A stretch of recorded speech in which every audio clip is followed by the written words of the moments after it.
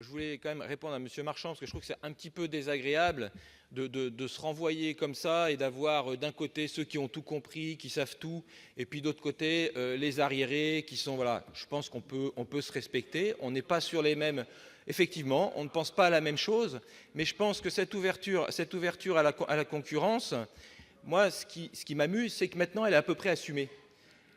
J'ai entendu le rapporteur, Madame la ministre, dire qu'effectivement c'était ça. Mais tout au début, on nous a quand même parlé de on est obligé d'aller vers cette ouverture à la concurrence. L'Europe nous oblige à aller vers cette ouverture à la concurrence. D'accord?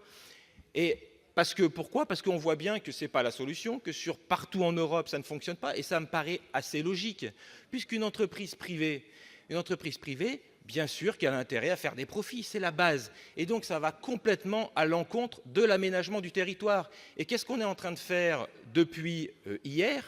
C'est de créer des artifices autour de cette ouverture à la concurrence, parce qu'on s'aperçoit bien que ça ne fonctionne pas et que ça ne marche pas, et que qui va payer tout ça à la fin?